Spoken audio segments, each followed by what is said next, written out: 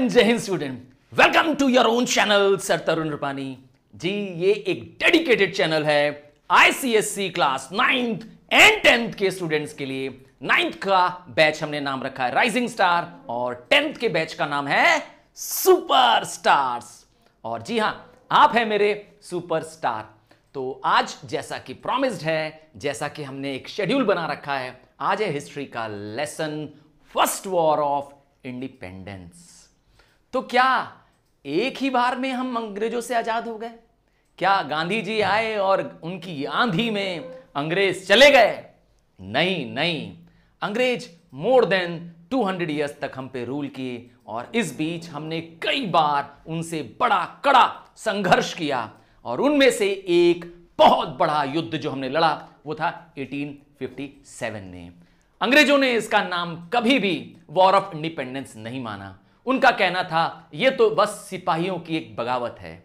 तो Indian historians का क्या कहना था कि नहीं, यह सिर्फ इंडियन सिपाहीज का बगावत नहीं है, बल्कि सारे भारतवासियों का, जिसमें आम जन, आम किसान, आम आर्टिशियंस और देश के सैनिकों का लहू बहा है, उनकी शहादत हुई है। तो इसीलिए ये फर्स्ट वॉर ऑफ इंडिपेंडेंस है। ये अलग बात है कि हम इस वॉर से अंग्रेजों को देश से बाहर नहीं निकाल पाए, बट अंग्रेजों को यह यकीन दिला दिया कि हम में है दम। तो चलिए, तो उनका स्टाइल था हमारे सिपाहियों को सिपॉयस कहने का। Got it? तो सिपाही शब्द हिंदी शब्द का सिपॉय बना दिया।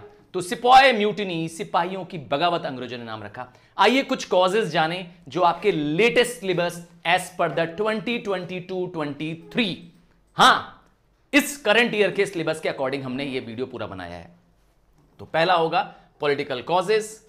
तो जैसा कि नाम लिखा है, इसके पीछे गवर्नमेंट के, गवर्नमेंट, ब्रिटिश गवर्नमेंट की बात कर रहा हूं, की गलतियां थी। सबसे पहला था उनका पॉलिसी ऑफ एक्सपेंशन। अंग्रेज भारत को जीतने के लिए, अर्थात देश में एक्सपेंड करने के लिए, अपने राज्य को फैलाने के लिए 4 मेथड्स को फॉलो कर रहे थे। हां, 4 तरीकों को फॉलो कर रहे थे। उनमें सबसे पहला तरीका था आउटराइट वॉर। क्या करो? आउटराइट वॉर, सीधे हमला कर दो, अटैक कर दो। और उनमें से सबसे बड़ा और इंपॉर्टेंट बैटल था बैटल ऑफ बक्सर।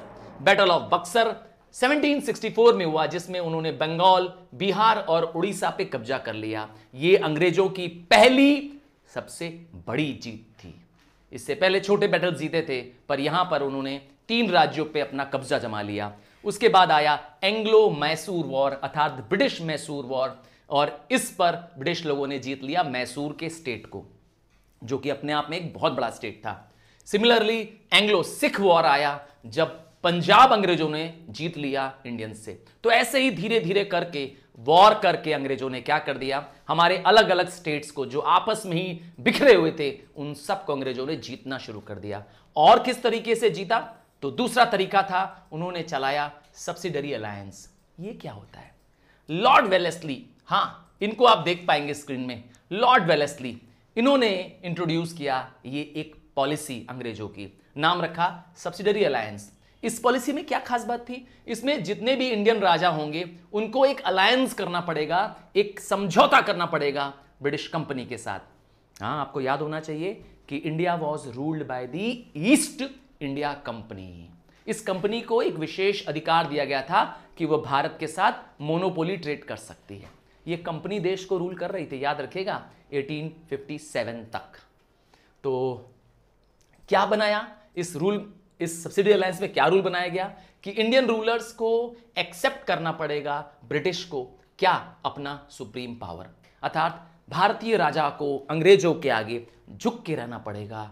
उनको अपने फॉरेन रिलेशंस, अर्थात किसी भी दूसरे राज्यों के साथ संबंध नहीं बनाना होगा, and would not enter into alliance, और न ही किसी दूसरे राजाओं के साथ वो कोई समझौता कर पाएंगे। क्यों? क्योंकि उन्होंने सब्सिडी अलायंस साइन कर रखा है। और क्या नहीं कर पाएंगे? हां, वो अपनी इंडिपेंडेंट आर्मी नहीं बना पाएंगे। और क्या करना पड़ेगा? They have to accept a British resident. उन्हें ब्रिटिश नागरिक को अपने देश में रखना पड़ेगा। हां, ये ब्रिटिश नागरिक ध्यान रखेगा, कहीं राजा कहीं वो राज्य का राजा अंग्रेजों के साथ विश्वासघात तो नहीं कर रहा है, और तो और उन्हें अंग्रेजों की सेना को मेंटेन करना पड़ेगा। अर्थात ब्रिटिश सेना की टुकड़ी इस राजा के राज्य में रहेगी, राजा का खर्चा भी होता रहेगा और ब्रिटिश लोगों के पास अपने सैनिक भी तैयार हो जाएंगे। तो ये बड़ी ही चालाकी से बनाया गया ये पॉलिसी था इस चालाक व्यक्ति का, जिसको आप स्क्रीन पे देख पा रहे हैं, लॉर्ड वेलेस्ली। ये रहा किस तरीके से आप देख पा रहे हैं स्क्रीन पे, मैं हट जाता हूं, किस तरह से वो क्या करते थे, एग्रीमेंट्स भी करा लेते थे राजाओं के साथ। लॉर्ड वेलेस्ली एग्रीमेंट कराते हुए आगे बढ़ जाता हूं और अगले सीन पे ले चलता हूं। तो दो मेथड हो गए किस तरीके से वो राज्यों को अपने फैला रहे थे अंग्रेज। तीसरा तरीका हुआ डॉक्ट्रिन ऑफ लैप्स, डी से डॉक्ट्रिन, डी से डलहौजी। लॉर्ड डलहौजी नाम के जब वॉइसरॉय आए इंडिया में तो उन्होंने एक नया नियम बनाया, नई पॉलिसी बनाई, और पॉलिसी बहुत सिंपल थी, जिस राज्य के राजा का अपना वारिस नहीं होगा उसका राज्य हम अंग्रेजों में विलय हो जाएगा। अरे ये कैसी बात है भाई, बेटा मेरा नहीं है, वारिस मेरा नहीं है, तुम कौन होते हो तय करने वाले कि मेरा राज्य तुम्हारे पास चला जाएगा। पर क्योंकि अंग्रेजों के पास पावर था उन्होंने ऐसा ही किया। ऐसे ही बहुत सारे राज्य, आपको रानी लक्ष्मीबाई का तो पता ही होगा, रानी लक्ष्मीबाई को कोई अपना पुत्र नहीं था। राजा उदास थे, दुखी थे, बट उनके पास अपना कोई पुत्र स्वयं का नहीं था रानी लक्ष्मीबाई के पास। राजा के मरने के बाद, झांसी की राजा के मरने के बाद रानी लक्ष्मीबाई से कहा गया कि इस झांसी को खाली कर दीजिए आप, झांसी राज्य अब अंग्रेजों का हो गया। रानी लक्ष्मीबाई बोले, ऐसे कैसे तुम्हारा हो जाएगा भाई, हम तुम्हें अपना राज्य नहीं देंगे, जो करना है आओ लड़ लो सामने से। और वही हुआ, झांसी पे अंग्रेजों ने अटैक कर दिया। झांसी के पास अपना राजकुमार नहीं था, क्योंकि समझ गया ना, क्योंकि रानी ने जो पुत्र गोद लिया था उसको अंग्रेजों ने स्वीकार नहीं किया, इसी पॉलिसी के चलते, डॉक्ट्रिन ऑफ लैप्स के चलते। और इसी पॉलिसी के चलते सतारा, जैतपुर, संभलपुर, उदयपुर और नागपुर, हाँ आप देखिए कैसे अंग्रेज आते थे। हाँ आप देखेंगे अंग्रेज लॉर्ड्स आते थे और क्या करते थे, हाँ राजाओं को मजबूर करते थे कि अगर आपके पास आपका वारिस नहीं है तो आपका राज्य हमारा हुआ। आप देख पाएंगे लॉर्ड डलहौजी को। आइए आपको आगे ले चलते हैं इस सीन में। अब बाय डॉक्ट्रिन ऑफ लैप्स के बाद अब पढ़ते हैं on the pretext of alleged मिसरूल। अब अंग्रेजों ने एक नया तरीका निकाला इंडियन रूलर्स को कब्जा करने का। उन पे इल्जाम लगा करके कि आपको अच्छे से राज्य चलाने नहीं आता है, आपको जनता की केयर करने नहीं आती है। अरे राज्य मेरा, मैं कैसे केयर करूंगा, तुम कौन होते हो जी, अंग्रेज कहीं के। और यही हो रहा था उस समय, क्योंकि अंग्रेज उस समय ओवरलॉर्ड थे हमारे। बस लॉर्ड डलहौजी ने यह नया रूल बनाया और इसी रूल के तहत अवध को, जी अवध आपका यूपी है याद रखिएगा, हाँ लखनऊ और आसपास के बड़े एरिया को अवध कहा गया है, ठीक है ना, पुराणों में भी इसका जिक्र है। तो अवध को, हाँ हमारे यूपी को इन्होंने कब्जा कर लिया लॉर्ड डलहौजी ने, है ना। कब, 1856 में। नवाब ऑफ अवध को कहा गया कि अब आप यहां के नवाब नहीं हैं, क्योंकि आप अवध को अच्छे से संभाल नहीं पा रहे हैं। उनकी आर्मी को डिसबैंड कर दिया गया, यहां पर जितने सैनिक थे उनको बेरोजगार कर दिया गया। सोचिए हजारों सैनिक क्या हो गए, बेरोजगार हो गए। अंग्रेजों ने यहां के जमींदार्स की, यहां के तालुकदार्स की जमीनों को वापस ले लिया, यह कहते हुए कि आप जमीनों का मिसमैनेजमेंट करते हैं, प्रॉपर हिसाब किताब नहीं दे पाते हैं। और अंग्रेजों ने जब यहां टेक ओवर कर लिया इस अवध को, यह कहते हुए कि यहां पे मैनेजमेंट अच्छा नहीं है, यहां का कामकाज राज का अच्छा नहीं चल रहा है, और जब खुद इंचार्ज बने तो सबसे पहला काम किया, एक बहुत बड़ा लगान लगा दिया, लैंड टैक्स लगा दिया।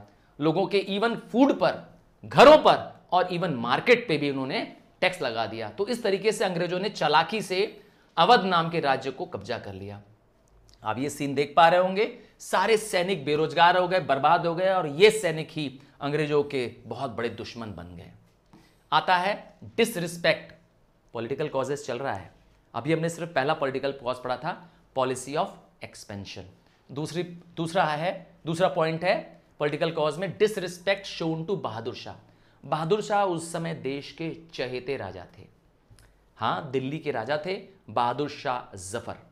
अब मुगल रूल का पूरे भारत में रूल चलता था, पर धीरे धीरे ब्रिटिश कंपनी ने भारत के अलग अलग हिस्से को कब्जा करना शुरू कर दिया था। और जब दिल्ली पे कब्जा कर लिया उन्होंने, तो क्या किया देखिए, अब मुगल रूलर्स को कह दिया गया, हाँ राजाओं को यह कह दिया गया कि अब आपका नाम का सिक्का नहीं चलेगा, अब आपकी सिक्कों में, देश की कॉइन्स में यस मुगल राजाओं की क्या होगी, तस्वीर नहीं होगी।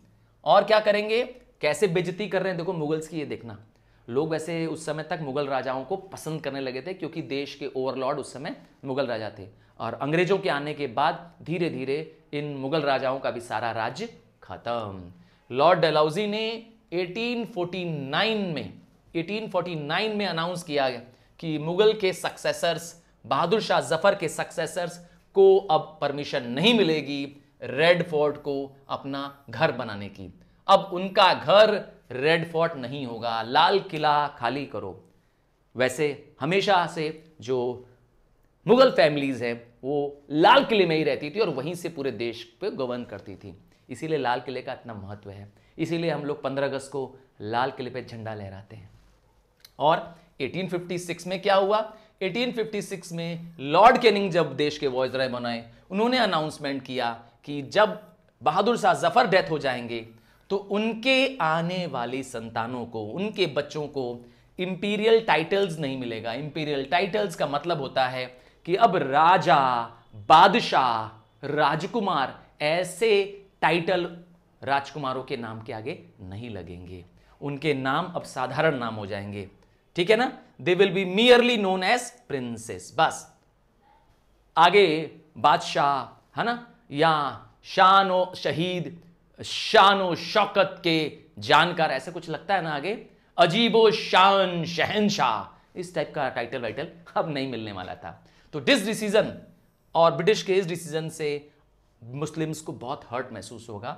और क्या हुआ, जो जीनत महल थी, हाँ ये एक राजकुमारी का नाम है, रानी का नाम है जीनत महल, जो कि बहादुर शाह जफर की वाइफ थी, उन्होंने भी क्या कर दिया, अब अंग्रेजों के खिलाफ प्लानिंग करना शुरू कर दिया। दिखाते हैं एक सीन में आपको बहादुर शाह जफर और जीनत महल को। देखिए ब्रिटिश लोग किस तरीके से उनके साथ अन्याय कर रहे हैं, ठीक है। आइए आगे बढ़ जाते हैं। Third point, treatment given to Nana Sahib. Nana Saheb एक बहुत ही इंपॉर्टेंट हिस्टोरिकल फिगर है। ये एक गोद लिए पुत्र है पेशवा बाजीराव टू के। पेशवा बाजीराव मराठा लीडर थे और अंग्रेजों ने इनको, नाना साहेब को, इनका पुत्र मानने से मना कर दिया था क्योंकि ये इनके अडॉप्टेड सन थे। और नाना साहेब को अपना ओरिजिन, जहां पे वह उनका राज्य था, है ना, वहां से बच करके आना पड़ा कानपुर। पुणे से, मराठा से वह कानपुर आ गए और वहां पर भी उनको अंग्रेजों से क्या मिला, यस, अपना हक नहीं मिला। तो अंग्रेजों ने नाना साहेब को, जो कि अडॉप्टेड सन थे, उनको उनका हक नहीं दिया। ये सबसे लास्ट पेशवा थे बाजीराव टू। पेशवा मराठा रूलर्स होते हैं, ठीक है। The British refuse to grant Nana Sahib the pension they were paying to Bajirao two. Reason बता दिया क्यों। Nana Sahib was forced to live in Kanpur far away, far away. ये रहा, आप देख पाएंगे Nana Sahib from the family seat at Poona, जहां पे उनका फैमिली राज्य था, जहां पर, है ना, पारिवारिक, उनसे दूर कर दिया गया। चौथा पॉलिटिकल कारण, ये सब पॉलिटिकल कॉजेस चल रहा है। Absentee sovereignty of the British, अर्थात अंग्रेज वहां पर रह करके भी, यस, भारत में नहीं रह करके भी, इंग्लैंड में रह करके भी भारत को क्या कर रहे थे, रूल कर रहे थे। तो राजा हो करके भी राजा वहां पे राज्य नहीं कर रहा था, तो इसीलिए नाम दिया गया एब्सेंटी, हाँ, सोवरेनिटी। मतलब Indians were ruled by the British government and that too from England. तो हजारों मील दूर से अंग्रेज कैसे भारत पे रूल कर सकते हैं, और हमारे भारतवासियों को ये बहुत बुरा लग रहा था। इससे पहले जो मुगल रूलर थे, उन्होंने भारत पे कब्जा किया और वह विदेशी थे, मुगल्स विदेशी थे, पर वह भारत में बस गए। उन्होंने भारत को अपना देश मान लिया। अंग्रेजों ने कभी ऐसा नहीं किया, उन्होंने कभी भी भारत को अपना देश नहीं माना, और नतीजा, हम इंडियंस हमेशा उनका विरोध करते थे। और इसीलिए इंडियंस ने, जब ब्रिटिश का रूल आया, तो ब्रिटिश लोगों ने हमारे भारत से तो कमाई मिलने लगी, उसको अपने राज्य ले जाने लगे। इंडियंस की वेल्थ को वो लोग ले गए और कभी भी इंडिया का वेलफेयर नहीं किया, है ना। भारत से मिली कमाई का सारा पैसा विदेश चला जाता था, ड्रेन ऑफ वेल्थ हो जाता था। आइए, अभी तक तो हमने देखा था पॉलिटिकल कॉजेज, अब हम देखने जा रहे हैं सोशियो रिलीजियस कॉजेज, अर्थात सामाजिक और धार्मिक कारण क्यों फर्स्ट वॉर ऑफ इंडिपेंडेंस हुआ। तो ब्रिटिश गवर्नमेंट ने हमारे धर्म में, हमारे समाज में हर जगह टांग अड़ाने की कोशिश की। तो पहला था reason interference with social customs. हमारे भारत में उस समय कुछ बुरी प्रथाएं तो थी, कुछ खराबियां तो थी हमारे सिस्टम पे, पर क्योंकि हमारा सिस्टम था तो हमें हमारा सिस्टम तो अच्छा लगेगा। तो कुछ इंडियन सिस्टम्स थे उस समय, जैसे सती प्रथा थी। अंग्रेजों ने रूल बनाकर, कानून बना के सती प्रथा को बंद कर दिया। सती में एक महिला अपने पति के, अपने जिंदा पति के मरने पर आग में स्वयं जिंदा जल जाती थी, वह औरत सती हो जाती थी। हालांकि बहुत ही क्रूर प्रथा थी, अच्छा भी हुआ एक तरह से, पर अंग्रेजों ने बंद किया। उस समय हमें बहुत बुरा लगा। और क्या शुरू किया अंग्रेजों ने? विडोरी मैरिज शुरू कर दिया, विधवाओं की शादी करना शुरू कर दिया। ये भी हमें बहुत बुरा लगा कि हमारे कस्टम में विधवाओं की शादी नहीं होती थी पहले। बच्चियों के लिए, लड़कियों के लिए वेस्टर्न एजुकेशन शुरू किया। तो ऐसे कुछ सामाजिक काम किए जो उस समय समाज के हिसाब से बहुत बुरे थे और हमने इसका विरोध किया। तो पहला सोशल रीजन देख पाएंगे। आप देख पा रहे हैं यहां पर किस तरीके से हमारे सोशल कस्टम्स में अंग्रेजों का इन्वॉल्वमेंट हो रहा है। आइए आपको ले चलते हैं एप्रीहेंशंस, मतलब फियर, डर। किसका डर था? मॉडर्न इनोवेशंस का। अंग्रेजों ने कुछ मॉडर्न काम किए उस जमाने में, कुछ मॉडर्न चीजें की हमारे साथ, जिसका हमें डर फैल गया। सबसे पहला मॉडर्न काम किया अंग्रेजों ने, रेलवे चलाई हमारे देश में। दूसरा काम किया उस जमाने में, टेलीग्राफ के खंभे लगाए गए, बिजली के खंभे लगाए गए। तो जो टेलीग्राफ के खंभे लगाए गए थे, लोगों को लगा कि ये टेलीग्राफ के खंभे लगाए गए हैं लोगों को फांसी चढ़ाने के लिए। जो भी ब्रिटिश रूल के खिलाफ बगावत करेगा उसे इस टेलीग्राफ के खंभे पे, जबकि इसका मकसद ऐसा नहीं था। तो हमारे इंडियंस को, जो हमारे ओरिजिनल इंडियंस थे, ऑर्थोडॉक्स परंपरा वाले जो इंडियंस थे, उनको लगा कि रेलवे कंपार्टमेंट में हम सब धर्मों को, हाई कास्ट और लो कास्ट, सबको एक साथ बैठाते हैं, साइड बाय साइड बैठाते हैं, ताकि हमारे धर्म भ्रष्ट हो जाए। तो ये भी हमारी एक सोच थी। हम बिलीव करते थे कि ब्रिटिश ने ऐसा जानबूझ कर किया। हालांकि ये पॉइंट भी मुझे लगता है ब्रिटिशर्स की कोई प्लानिंग नहीं रही होगी। दे डिड नॉट, इंडियंस को लगा उस समय कि ब्रिटिश हमारे धर्म को भ्रष्ट करना चाहते हैं, हमारे ही हाई कास्ट और लो कास्ट को बंटवाना चाहते हैं, इसीलिए उन्होंने ऐसा किया है। इसीलिए उन्होंने रेलवे में सबको साथ बैठाया है। फिर आया reason policy of racial discrimination. अंग्रेजों ने हमेशा यह कोशिश की कि अलग अलग करते रहे इंडियंस को, भारत के अलग अलग जातियों के, धर्मों को, लोगों को आपस में ही लड़ाते रहे। ये उनकी बहुत पुरानी चालाकी थी। उनका ये शुरू से मानना था अंग्रेजों का कि जब तक भारतीय आपस में लड़ते रहेंगे हम उन पे रूल करते रहेंगे। और ऐसा तो होता भी है। आपने हमेशा सुना है, united we stand, divided we fall, और यही हो रहा था। हमेशा इंडियंस को उन लोग दिखाते थे कि हम सुपीरियर हैं। अपने आप को वो क्या करते थे? ऊंचा रेस बताते थे, और हम इंडियंस के साथ बहुत भेदभाव करते थे। आपने तो सुना होगा, कई जगह लिखा होता था Indians and dogs are not allowed. जहां पे ब्रिटिश कॉलोनीज होती थी, जहां पे ब्रिटिश थिएटर्स होते थे या ब्रिटिश स्विम एरिया होती थी, वहां पे लिखा रहता था साफ साफ। तो हमारे ही देश में रह करके हम ही से क्या कर रहे थे? हम ही से क्या नाक चढ़ा रहे थे। सो दे डब्ड मुस्लिम्स। उन्होंने मुस्लिम्स को कह रखा था कि मुस्लिम्स बहुत क्रूअल होते हैं और बड़े ही अविश्वासी होते हैं। ये अंग्रेजों का मुसलमानों के प्रति कथन था। और यूरोपियन ऑफिसर्स तो हमारे साथ बहुत बदतमीजी करते थे, इल ट्रीटमेंट करते थे, यहां तक कि हमें बेइज्जती करने का कोई भी मौका नहीं छोड़ते थे।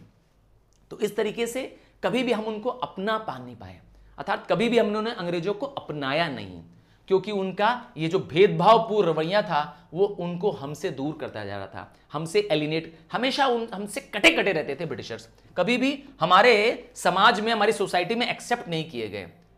आप देख भी पा रहे होंगे हर जगह उन्होंने क्या किया, अंग्रेजों ने हमारे पास अन्याय किया। एक और प्रॉब्लम आई, fourth point social religious causes का, एक्टिविटीज ऑफ मिशनरीज।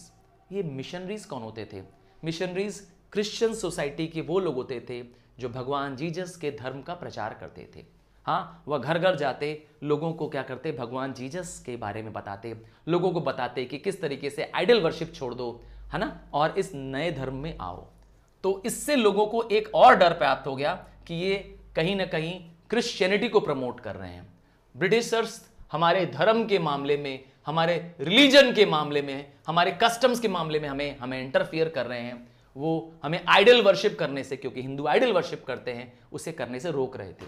धीरे धीरे क्रिश्चियन मिशनरीज का आना जाना और बढ़ने लगा इंडियंस में, इंडियन के कामों में बढ़ने लगा, तो इससे इंडियंस का अंग्रेजों के प्रति और नफरत बढ़ने लगी। आप एक सीन पे देख पाएंगे कैसे वो अंग्रेजों ने, क्रिश्चियन मिशनरीज ने आदिवासियों को, ब्लैक्स को, है ना, अपने क्रिश्चियन मिशन में, क्रिश्चियन धर्म में बदलने की कोशिश की। Fear regarding western education, fifth point, अंग्रेजों ने इंडियन के ट्रेडिशनल पढ़ाई से दूर करने की कोशिश की।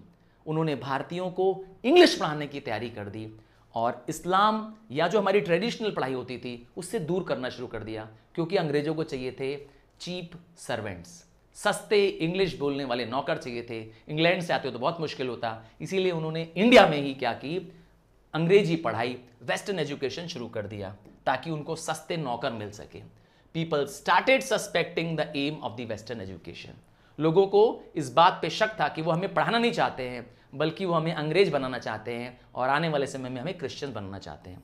और ऐसा ही हुआ। आपने सुना भी होगा, बहुत सारे इंडियंस एंग्लो इंडियंस बन गए, क्रिश्चियंस बन गए, आज भी वो हैं। अभी तक हमने पढ़ा सोशियो रिलीजियस कॉजेज, अब हम पढ़ने जा रहे हैं इकोनॉमिक कॉजेज। इकोनॉमिक, हाँ, आर्थिक कारण। पैसे की तंगी भी लोगों के खिलाफ, अंग्रेजों के खिलाफ हमें कर देगी। सबसे पहला रीजन था एक्सप्लॉयटेशन, अत्याचार करना, इकोनॉमिक रिसोर्सेज को कब्जा कर लेना। देश के पास जो भी गुड्स एंड सर्विसेज हैं उसका सारा इस्तेमाल अंग्रेज अपने फायदों के लिए कर रहे थे। हमारे देश एग्रीकल्चर के लिए जाना जाता था। हमारे देश को उन्होंने क्या किया, गुलाम बनाया और अपनी इंडस्ट्रीज का सारा सामान हमें बेचना शुरू कर दिया। इंडिया को इंपोर्टर ऑफ रॉ मटेरियल बना दिया और अपने इंडस्ट्रियल गुड्स का एक्सपोर्टर बना दिया। अर्थात हमारे देश से सस्ते में अनाज, रॉ मटेरियल ले जाते अपनी इंडस्ट्रीज के पास, क्योंकि इंग्लैंड में बहुत इंडस्ट्रीज थी, और वहां से फिनिश प्रोडक्ट बना करके भारत में ही ला करके बेच देते। तो हमारे देश को अपना मार्केट भी बना लिया। तो हर तरफ से, दोनों तरफ से हमारे देश को क्या कर रहे थे, वो बर्बाद कर रहे थे। ब्रिटिश इंडस्ट्रीज नीडेड, क्या चाहिए ब्रिटिश इंडस्ट्रीज को, रॉ मटेरियल चाहिए, रॉ कॉटन चाहिए, रॉ सिल्क चाहिए, हमारे देश से ले जाते थे। हमारे यहां फार्मर्स को मजबूर किया जाता था कि वो इंडिगो उगाएं, नील होती है जो कपड़ों में डाई करने काम आती है, टी उगाएं, और इसको वो अपने देश में ले जाते। और फूड ग्रेन्स जो उनकी जरूरत थी वो वहां पे मंगवा लेते थे हमारे किसानों से, सस्ते दाम में वो हमारे यहां से रॉ मटेरियल ले जाते थे और वहां से बना मशीन मेड गुड्स ला करके हमारे देश में बेच देते थे। इंडियंस को मजबूर किया गया कि रेडीमेड जो मशीन मेड गुड्स है वो हमको दे दिया जाता था, और वहां से आने वाले गुड्स पे कोई भी उन लोग टैक्स नहीं लगाते थे, ताकि इंडिया में वह सामान सस्ते में पहुंच पाए। तो दोनों तरफ से हमारे को क्या कर दिया, अंग्रेजों ने बर्बाद कर दिया। हमारे जो इंडियन की पहचान थी इंडिया की, वो हमारा हैंडलूम था, हमारे हैंडमेड कपड़े थे, हमारा खादी था। तो खादी को उन्होंने क्या कर दिया, बर्बाद कर दिया, क्योंकि अंग्रेज सस्ता कपड़ा बनाने लगे। मशीन वैसे भी जानते हैं लार्ज क्वांटिटी में गुड्स प्रोड्यूस करती है और उस गुड्स को बनाने में उनको कॉस्ट भी कम आती है, और ऐसा करके उन्होंने देश को क्या कर दिया, बर्बाद कर दिया, इंडस्ट्रीज को बर्बाद कर दिया। हमारे आर्टिशियंस बर्बाद हो गए, हमारे वर्कर्स बर्बाद हो गए, क्योंकि उनके पास कोई काम ही नहीं था। सारा जो प्रोडक्ट जो हमारे देश में यूज हो रहा था वो विदेशी प्रोडक्ट यूज हो रहा था। तो इस तरीके से इकोनॉमिकली हम बर्बाद होने लगे, आर्थिक तरीके से देश बर्बाद होने लगा। देखिए वर्कर्स भी क्या कर रहे हैं, रॉ मटेरियल प्रोड्यूस कर रहे हैं अंग्रेजों के लिए। आप देख पा रहे होंगे ब्रिटिश लॉर्ड्स आइए, ड्रेन ऑफ वेल्थ, अर्थात देश की धन दौलत को क्या करते जा रहे थे अंग्रेज। हाँ, हमारे देश के लिए कोई भलाई का काम नहीं कर रहे थे। जब उन्होंने बंगाल को जीता अंग्रेजों ने, तो उन्होंने इंडिया में पैसा लाना ही बना कर दिया। इससे पहले वो क्या करते थे, इंडिया से जब रॉ मटेरियल ले जाते थे तो उसके बदले हमें गोल्ड देते थे। हाँ, इंडिया से सामान खरीदने के लिए उनको गोल्ड देना पड़ता था। पर जब बैटल ऑफ बक्सर खत्म हुआ, बैटल ऑफ बक्सर के बाद वो पूरे बंगाल के रूलर बन गए, बंगाल, बिहार और उड़ीसा के रूलर बन गए, और उसके बाद तो यहीं का पैसा यहीं लगा रहे थे। अर्थात अंग्रेजों ने कभी भी वहां के बाद पैसा नहीं लाए। वो रॉ मटेरियल कैसे खरीदते थे, अपने इंडस्ट्रीज से सामान ला करके बदले में ले लेते थे। हर बार उनको ही फायदा होता था, क्योंकि वहां से जो इंडस्ट्रीज से बना सामान था वह इंडिया में आकर के सस्ते में बेच दिया जाता था। क्योंकि इंडस्ट्रीज बड़े स्केल पे सामान बनाती है, उनकी कॉस्ट बहुत कम होती है। नतीजा हमारे देश का ड्रेन ऑफ वेल्थ हो रहा था, हमारे देश में कोई रिटर्न में इकोनॉमिक गेन नहीं हो रहा था। गुड्स हमारे देश से जा रहे हैं, देखिए फार्म प्रोडक्ट कैसे ले जा रहे हैं अंग्रेज, है ना, अंग्रेज किस तरीके से फार्म प्रोडक्ट अपने देश में ले जा रहे हैं। हमारे देश की पहचान थी हमारी हैंडलूम इंडस्ट्री, कॉटेज इंडस्ट्रीज, जो खुद ब खुद क्या करते हैं, कारीगर घर में बनाते हैं, फैमिली मेंबर्स के साथ बनाते हैं, इनको अंग्रेजों ने बर्बाद कर दिया। कैसे बर्बाद कर दिया? क्योंकि अब हाथ से बने प्रोडक्ट जिसमें सिल्क का कपड़ा या कॉटन का टेक्सटाइल जो भारत में बनता था, ये पूरे विश्व में बिकता था, अंग्रेजों ने विश्व में बेचने से मना कर दिया, उस पर हाई टैक्स लगा दिया और उल्टा कर दिया, इंडस्ट्री से बना कपड़ा, ब्रिटिश की इंडस्ट्री से बना कपड़ा भारत में लाके बेचने लगे। नतीजा हमारे इंडियन आर्टिशियंस, कारीगर जो हाथ से बनाए कपड़े बनाते थे, वो बर्बाद हो गए।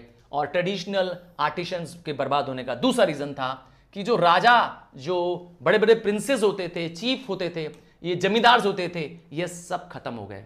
कैसे खत्म हो गए? अंग्रेजों ने इन सबको क्या कर दिया, जीत लिया, इन सबके राज्य जीत लिए। तो ये राजा भी क्या करते थे, इन आर्टिशियंस का भला करते थे।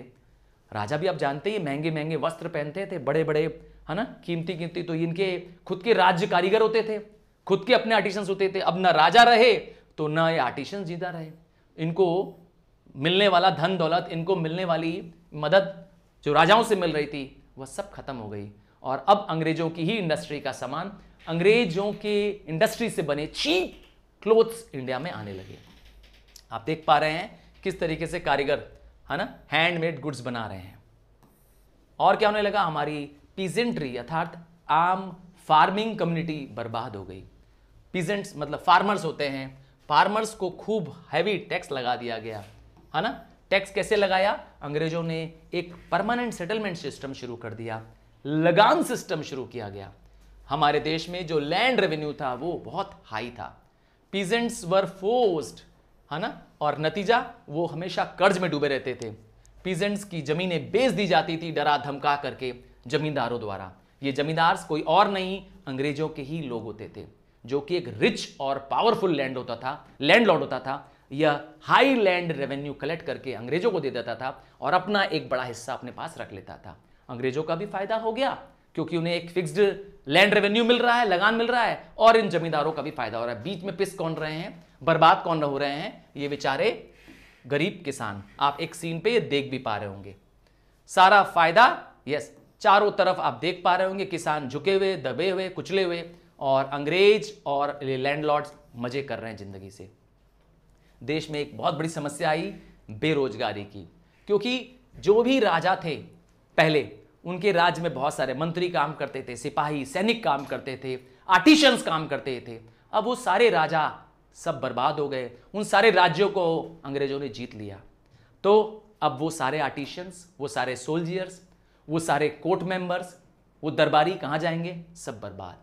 इसीलिए अंग्रेजों के राज्य में बहुत सारी बेरोजगारी फैल गई। और आप जानते ही हैं, जिसका काम धंधा छीन लिया जाएगा, कि वह खुश होगा उससे?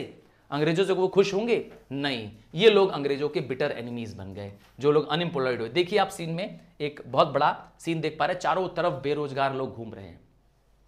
आगे बढ़ जाते हैं, और क्या हुआ? Inhuman treatment of Indigo cultivators. Indigo मतलब नील। नील एक तरह का पौधा होता है, एक पेड़ होता है, जिससे क्या बनता है? कपड़ों को डाई करने के काम आता है। ब्रिटिशर्स को उस समय इसकी बहुत जरूरत थी अपनी टेक्सटाइल इंडस्ट्रीज के लिए। पर नील एक बहुत ही एग्जॉस्टिव क्रॉप होता है, मतलब इससे सॉइल खराब हो जाती है। पर फार्मर्स को मजबूर किया गया, पीजेंट्स को फोर्स किया गया कि आप इंडिगो उगाओ, अपने खेतों में इंडिगो उगाओ, और नहीं तो मार खाओ, लगान दो। नतीजा खेती भी बर्बाद, वैसे भी इंडिगो का पैसा अंग्रेजों को ही तय करना था। अंग्रेज मजबूर करते थे हमारे इंडियन फार्मर्स को इंडिगो उगाने के लिए, और उगने के बाद वो फोर्सफुली ले जाते थे इंग्लैंड में, ताकि उनकी इंडस्ट्रीज में, जहां कॉटन टेक्सटाइल इंडस्ट्रीज थी, उनको ये काम आ पाए। आप कुछ सीन देख पा रहे होंगे यहाँ, जहां पर नील को, इंडिगो को प्रिपेयर किया जा रहा है भारत में। चलिए आगे दे जाते हैं। Decline of landed aristocracy. हाँ, जो एरिस्टोक्रेट्स थे, लैंडलॉर्ड्स जो होते हैं, जमींदार होते हैं, इनको भी उन्होंने क्या कर दिया? अंग्रेजों ने खत्म कर दिया। एक नया सिस्टम लाए जो परमानेंट सिस्टम या जमींदारी सिस्टम के नाम से जाना लगा। जो पहले से जो जमींदार हुआ करते थे वो बहुत अच्छे होते थे।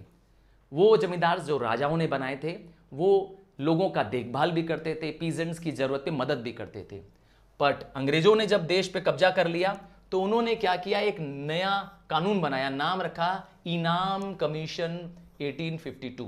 क्या था इस कमीशन में कि 20,000 एस्टेट्स को अंग्रेजों ने अपने कब्जे में ले लिया, लैंडलॉर्ड्स को बेरोजगार कर दिया। वो लैंडलॉर्ड्स जिनके पास टाइटल डीड्स नहीं थी, हाँ ओनरशिप का अधिकार नहीं था, क्योंकि ओनरशिप राजा देते थे पहले, है ना, राजा जिस पे भी मेहरबान हो जाते थे उसको ताली बजा करके यस इसको राजा, इसको जमींदार बना दिया जाए, ये 10 गांवों के जमींदार तुम हो, तो राजा ऐसे बना देते थे किसी को भी जमींदार। तो इनके पास कोई टाइटल डीड तो होती नहीं थी। यही जमींदार से वापस क्या कर दिया अंग्रेजों ने, सारी जमीन जायदाद उनकी ले ली, सारा जमींदारी शिप उनकी खत्म हो गई। इससे ये लोग भी बहुत अंग्रेजों से नाराज हो गए। तो ये था reason, socio economic causes, economic causes. अब हम पढ़ने जा रहे हैं मिलिट्री कॉज। याद रखिएगा ये वो सब है जितना आपके लेटेस्ट सिलेबस में है ना, 22-23 सिलेबस में है।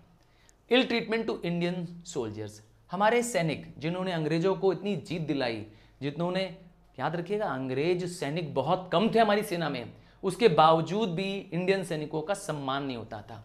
ईस्ट इंडिया कंपनी को भारत में राज्य दिलाने वाले लोग हमारे ही भारतीय सिपाही थे, जिनको हम सिपॉयज कहते हैं। और इंडियन सोल्जर्स बहुत ही एफिशिएंट थे, बहुत ही काबिल थे, पर हमेशा उनको दबाया जाता था, इनकी पेमेंट कम होती थी, इनकी इज्जत भी नहीं होती थी। They were poorly paid and they were ill treated. न तो उनको प्रॉपर ट्रीटमेंट मिलती थी, न तो अच्छा घर मिलता था। आप देख पा रहे हैं अच्छा ट्रीटमेंट नहीं हो रहा था। अंग्रेजों ने एक कानून बनाया था, जनरल सर्विस एनलिस्टमेंट एक्ट। इस कानून में एक नया प्रावधान आया, एक नया नियम आया कि किसी भी इंडियंस को देश की सेवा के लिए, युद्ध लड़ने के लिए विदेशों में भेजा जा सकता है। और उस समय ब्राह्मण्स के लिए ये एक टैबू था। टैबू मतलब होता है अपशकुन था, समुद्र को लांघना। जल देवता को पहले लांघते नहीं थे, और इसीलिए उनको यह बहुत बहुत बुरी लगी। उनको लगा कि अंग्रेज यह कानून बना करके जानबूझकर हमारे धर्म को भ्रष्ट करना चाहते हैं। और पॉइंट क्या था, ब्रिटिश सेना में इंडियंस के नंबर बहुत ज्यादा थे। हाँ, पहले तो कम से कम 4,000 इंडियन सैनिकों में सिर्फ एक ब्रिटिश सैनिक होता था। तो आप समझ सकते हैं हमारी संख्या उनसे बहुत ज्यादा थी। भारतीय सैनिकों की संख्या ज्यादा, 4,000 में एक ब्रिटिश सैनिक को तो जब चाहे तब हम लोग मार देंगे। लॉर्ड डेलहौजी ने इसको देख लिया और उन्होंने यह आदेश दिया कि जल्दी जल्दी ब्रिटिश सोल्जर्स बढ़ाया जाए। बट आप जानते ही हैं हम ज्यादा हैं तो हम उनके आगे ये हथियार उठाने के लिए तैयार भी हो गए। और यह भी एक बड़ा कारण था कि सारे सिपाही क्यों बगावत कर गए। आप देख पाएंगे इंडियन सिपाही ब्रिटिश रूल में कैसे दिखते थे। लिटिल प्रॉस्पेक्ट्स ऑफ प्रमोशन, हमारे इंडियन सैनिकों का प्रमोशन नहीं कर रहे थे अंग्रेज। सारे बड़े पोस्ट, सारे higher ranks, higher than the post of Subedar were all given to Britishers. अब वो किसी भी काबिल हैं कि नहीं है, ये नहीं देखा जाता था कि उनके पास काबिलियत है कि नहीं है। अंग्रेज है इसीलिए हाई पोस्ट, और इंडियंस को कहां तक पोस्ट मिलेगी, सिर्फ सूबेदार तक की पोस्ट मिलेगी। तो इससे भी हमारे इंडियन सैनिकों को बहुत बुरा लगता था। Poor performance of British troop, अभी तक हम इंडियंस मानते थे कि अंग्रेजों को कोई जीत नहीं सकता है, they are invincible. But first Afghan war में अंग्रेजों की बड़ी बुरी हार हुई थी। अफगानिस्तान में बहुत बुरी तरह से हार गए थे। जब पंजाब वॉर हुआ वहां भी अंग्रेजों को बड़ी बुरी हार देखनी पड़ी, अंग्रेज हार गए। और तो और क्रिमियन वॉर में, यहां पे नहीं क्रिमिया में अंग्रेजों की हार हुई। और सबसे बड़ा जो इवेंट था वो संथाल था। संथाल ट्राइबल्स होते थे, आदिवासी लोग होते थे। इन्होंने, हाँ बिहार में, बंगाल में रहते थे, इन्होंने सिर्फ तीर भाले की मदद से, इनके पास तो हथियार भी नहीं थे, उसके बावजूद इन्होंने अंग्रेजों को अपने बिहार बंगाल से साफ कर दिया था। तो क्या साबित हुआ कि अंग्रेजों को हराया जा सकता है। हमारी जो मिथ थी, हमारी जो गलत सोच थी कि अंग्रेजों को कभी हराया नहीं जा सकता है, यहां अंग्रेजों से हमारा डर खत्म हो गया। तो ये सारे कॉजेज आपके सिलेबस में हैं, बहुत डिटेल में था, इसीलिए मैंने आपको एक एक पॉइंट डिटेल में समझाई। नोट्स के लिए घबराना नहीं है और कहीं जाना नहीं है। आपका अपना चैनल है सर तरुण रूपानी। आपने मुझे प्यार दिया, आपने मुझ पर विश्वास किया, और मैं ये यकीन दिलाता हूं कि अब लगातार आपके पास कंटेंट आते रहेंगे। और बहुत आसान है किसी भी चैप्टर को पढ़ना, सिर्फ आपको लिखना है चैप्टर का नाम, हाँ किसी भी सब्जेक्ट में आपको पढ़ना है, ज्योग्राफी में वाटर रिसोर्स, आप टाइप करो water resources by sir Tarun Rupani. मतलब आपको सिर्फ चैप्टर का नाम लिखना है और आगे लिख देना है बाय सर तरुण रूपानी, और उसे गूगल कर दो, यूट्यूब पे सर्च कर लो, कहीं पर भी आपको मेरे बनाए उस पर लेटेस्ट लेसन वीडियोस मिल जाएंगे। नहीं मिलने पे आप मुझे पर्सनली डीएम करो, मैं स्पेसिफिकली आपके लिए लेसन वीडियोस जरूर लाऊंगा आपके ही रिक्वेस्ट पर। और ये रहा इमीडिएट कॉज, ये इस साल के सिलेबस में नहीं है, बट आपकी नॉलेज के लिए इसको बताना जरूरी है ताकि आपको पता चले कि ये वॉर आगे हुआ क्यों आखिरी में। तो इमीडिएट कॉज ये था कि अंग्रेजों ने एक राइफल इंट्रोड्यूस की, नाम था एनफील्ड राइफल। ये राइफल आपको दिखा देता हूं, ये राइफल नई बंदूक थी जिसको चलाने के लिए जो बंदूक की गोलियां होती थी उसको भरने के लिए दांत से बंदूक की गोलियों को कार्ट्रिज को ऊपर से छीलना पड़ता था, और ये कार्ट्रिज में fat of cow and pig लगाया गया था, अर्थात गाय और सूअर की चर्बी से बना था। इस बंदूक के कार्ट्रिज को हिंदूज गाय को माता मानते हैं और मुसलमान पिग को टच नहीं करना पसंद करते हैं। इस वजह से उन्होंने इसको यूज करने से मना कर दिया, और जब अंग्रेजों का विरोध हुआ इस बंदूक को यूज करने पर, उन्होंने इंडियंस को मजबूर किया, और उनमें से एक इंडियन बगावत पे उतर आया, नाम था मंगल पांडे। मंगल पांडे ने अपने ही ब्रिटिश लॉर्ड को गोलियों से मार दिया, और अगले ही दिन मंगल पांडे को क्या कर दिया गया, फांसी पे चढ़ा दिया गया। यहीं से ये एक इमीडिएट कॉज बन गया, फर्स्ट वॉर ऑफ इंडिपेंडेंस का, और यहां से आग भड़क गई। जो जहां सिपाही थे वो अंग्रेजों के खिलाफ खड़े हो गए। शुरुआत हुई थी मंगल पांडे की बैरकपुर से, जो कि एक सिपाही था। मंगल पांडे की मृत्यु के बाद देश के हर कोने पे जहां भी मिलिट्री स्टेब्लिशमेंट था, हाँ मेरठ में सिपाहियों ने, ये भी इवेंट्स आपको सिलेबस में इस बार नहीं है, बट आपकी अंडरस्टैंडिंग के लिए मैंने ये बना दिया है, इसीलिए आप देखेंगे एक्सप्लेनेशन बहुत कम है, ठीक है, आपको सिर्फ अंडरस्टैंड करने के लिए स्टोरी के रूप में। मेरठ में सिपाहियों ने बगावत की और ये सिपाही पहुंच गए बहादुर शाह जफर के पास, और दिल्ली में पहुंचने के बाद उन्होंने दिल्ली के राजा को, बहादुर शाह जफर को, देश का एम्परर घोषित कर दिया। ये अलग बात है कि बहादुर शाह जफर बाद में हार जाते हैं और उनको यंगून भेज दिया जाता है, जहां पे 1862 में उनकी मौत हो जाती है। और लखनऊ में क्या हुआ, लखनऊ में बेगम हजरत महल ने, हाँ लखनऊ की बेगम हजरत महल ने भी अंग्रेजों के साथ मुकाबला किया। बेगम हजरत महल, हाँ लखनऊ की रानी थी, बेगम थी, उन्होंने भी अंग्रेजों के खिलाफ रिवोल्ट किया। बट ये अलग बात है कि अंग्रेजों ने लखनऊ को फिर से कब्जा कर लिया और बेगम को नेपाल भाग करके अपनी जान बचानी पड़ी। उसके बाद आया कानपुर का इवेंट। कानपुर में नाना साहेब थे, नाना साहेब जो कि पेशवा बाजीराव टू के सन थे, है ना, अडॉप्टेड सन थे। इन्होंने भी रिवोल्ट किया, बट अंग्रेजों ने कानपुर को भी अपने कब्जे में ले लिया। बाजीराव के जो कमांडर थे तांत्या तोपे, उनको भी जान बचा के कालपी भागना पड़ा। कालपी पे वो चले जाएंगे, रानी लक्ष्मीबाई के साथ मिल जाएंगे तांत्या तोपे, और नाना साहेब भाग जाएंगे नेपाल। सेंट्रल इंडिया में रानी लक्ष्मीबाई के साथ विश्वासघात हुआ, उनके ही कुछ वफादार लोगों ने किले का गेट खोल दिया। रानी चारों तरफ सैनिकों से घिर गई, फिर भी वो हार नहीं मानी, बच करके वो निकल गई और अंग्रेजों से लड़ाई लड़ी। और 1858 में उनका घोड़ा एक नाले के कूदने पर वह उसको पार न कर पाया। रानी ने अपने आप को मार दिया, अंग्रेजों को छूने तक नहीं दिया। तांत्या तोपे जो रानी लक्ष्मीबाई के साथ जुड़ गए थे कालपी में, उन्होंने भी अपने प्राण को त्याग दिया। इस तरीके से यह युद्ध धीरे धीरे अंग्रेजों के पक्ष में चला गया। और क्या हुआ, बरेली में कौन था, बरेली में खान बहादुर थे, बिहार में कुंवर सिंह थे, फैजाबाद में अहमदुल्ला थे। तो अलग अलग जगहों पे यह रिवोल्ट पूरे देश में अंग्रेजों के खिलाफ चलता रहा। तो क्या निकला कॉन्सिक्वेंस, ये इंपॉर्टेंट टॉपिक है, इसको समझना बहुत जरूरी है। क्या एंड हुआ फर्स्ट वॉर ऑफ इंडिपेंडेंस से, क्या नतीजा निकला, रिजल्ट क्या निकला।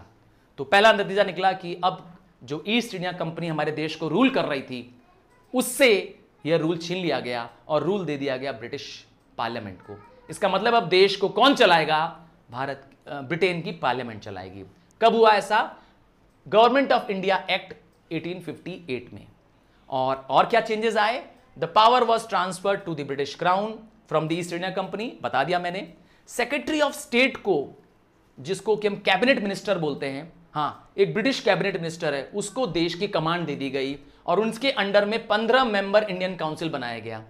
ये सब किसको जवाब देंगे? ब्रिटिश पार्लियामेंट को जवाब देंगे। देश का देखभाल करने की जिम्मेदारी, अब देश को गवर्न करने की जिम्मेदारी गवर्नर जनरल के पास नहीं होगी, बल्कि सेक्रेटरी ऑफ स्टेट, जो कि एक कैबिनेट मिनिस्टर होगा, उसके पास होगी।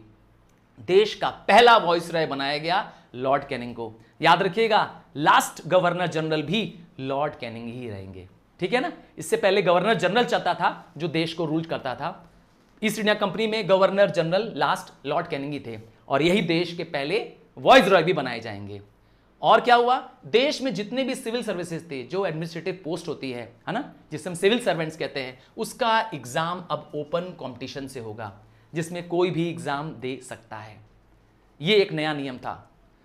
क्वीन विक्टोरिया ने, जो कि अंग्रेजों की रानी थी उस समय, उन्होंने कुछ घोषणा की। घोषणा यह की गई कि अब भारत के किसी भी धर्म के मामले में, जाति के मामले में अंग्रेज दखल नहीं देंगे। हालांकि ये बात झूठी साबित हुई। हर बार उन लोग दखल देते थे। हमारे हर समाज के कामों में, धर्म के कामों में उन लोग टांग अड़ाते थे, और जो लोगों ने इस वॉर में पार्टिसिपेट किया गया, उन सबको हम माफ कर देंगे। ये तो क्वीन विक्टोरिया ने प्रोक्लेम किया था। आर्मी में क्या बदलाव आया?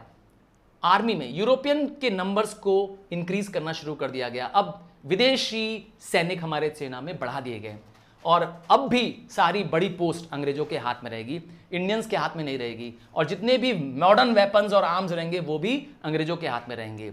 किसी भी तरह का डिस्क्रिमिनेशन करना उन्होंने बंद नहीं किया। अब की धर्म के नाम पर, जाति के नाम पर, या रीजन के नाम पर उन लोगों ने और सैनिकों के बीच भी भेदभाव करना शुरू कर दिया, ताकि सैनिक भी आपस में क्या करें, जुड़ ना सके और मिल करके अंग्रेजों का विरोध न। उनकी शुरू से ये पॉलिसी रही है अंग्रेजों की। वो बहुत चालाक हैं, हमेशा हमें लड़ाते रहते थे। And last, soldiers were not allowed to get newspapers. उनको नई न्यूज न मिल सके, देश में क्या चल रहा है उसको जानकारी न मिल सके, ऐसा वो पूरी कोशिश करते रहते थे। तो आई होप चैप्टर समझ में आ गया होगा। मैंने पूरी कोशिश की है कि मेरे सुपरस्टार्स को ये सारा नोट्स इंफॉर्मेशन मिल जाए। इंफॉर्मेशन पाने के लिए आपको क्या करना पड़ेगा, डिस्क्रिप्शन में दिए टेलीग्राम चैनल को ज्वाइन कर सकते हैं। टेलीग्राम नहीं यूज करते हैं तो व्हाट्सएप पर भी मैं इस नोट्स को अवेलेबल करा रहा हूं। So thank you and love you and god bless you. Keep loving me, keep sharing this video to all. Bye.